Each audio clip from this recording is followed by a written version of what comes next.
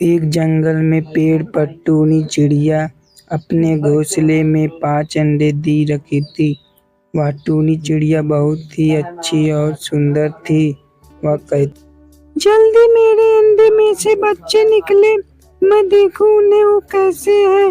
वे अच्छे बहुत सुंदर होंगे, मैं उनका नाम अच्छे अच्छे रखूंगी। तभी वह देखती है एक कबूतर उसके पास उड़ता हुआ आ रहा, कह रहा है भागो भागो। तभी कबूतर टोनी के पास रुकता है।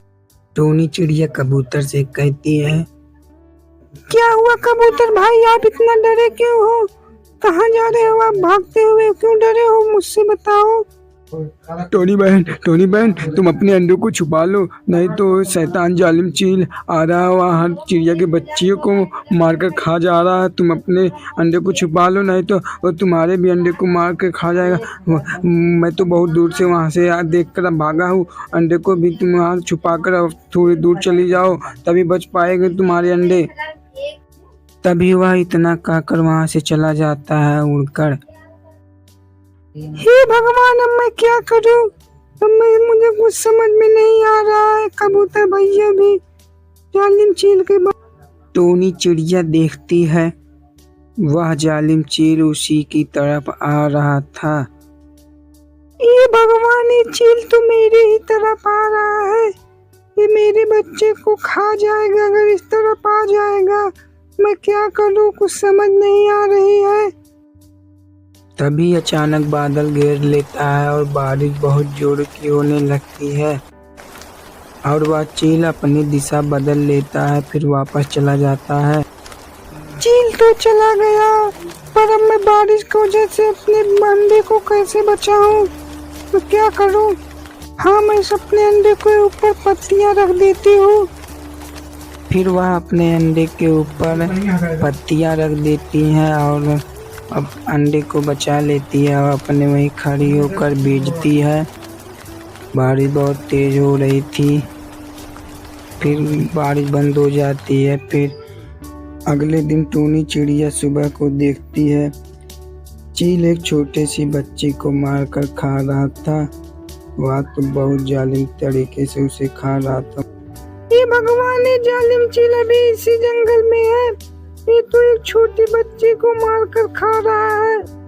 तभी चील वह बच्ची को छोड़कर चिड़िया के इधर टूनी चिड़िया की तरफ आने लगता है। अरे ये चील तो मेरे ही तरफ आ रहा है, अब मैं क्या करूं? मैं अपने अंडे को कैसे छुपाऊं? मेरे अंडे को नुकसान पहुंचा सकता है।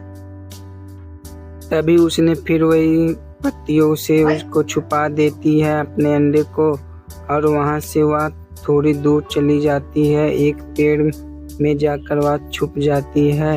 वहीं से वह देखती है चील उसके अंडे के पास आ जाता है और रुकता है, फिर उस तरफ जाता है और वह अपने मन में सोचता है, आज तो मैंने खाना खा ली है भरपेट, आज मैं ही सो जाता हूँ, फिर कल सुबह चलता हूँ, किसी चिड़िया की बच्ची को खाऊंगा फिर से।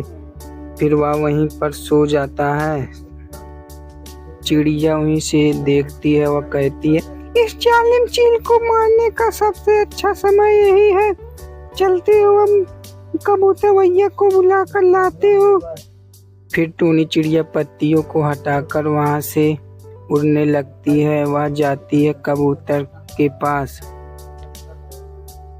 वह कबूतर के घर आकर कहती है, सारी बातें उसे बताती है और वो दोनों वहां से निकल देते हैं। वह दोनों वहां पर आ जाते हैं चिड़िया के घोंसले पर। तभी टूनी चिड़िया बंदूक से चील के ऊपर हमला करती है, उसे मार देती है। चील वहीं गिरकर मरने लगता है, वह मर जाता है। फिर टोनी चिड़िया को कबूतर, टोनी बहन, तुम्हारे वजह से आज एक जालिम चील मारा गया। तुम बहुत ही अच्छी हो और तुम दिमागदार हो। तुम एक सच्ची चिड़िया हो और बहुत ही अच्छी हो। नहीं भैया, अगर आप नहीं होते तो मैं इस जालिम चील को नहीं मार सकती। आप ही तो थे जो मैं इसे, आपके सहारा से मैं इसे मार सकी। और अभी जालिम चील नहीं हो पाएगा ऐसे।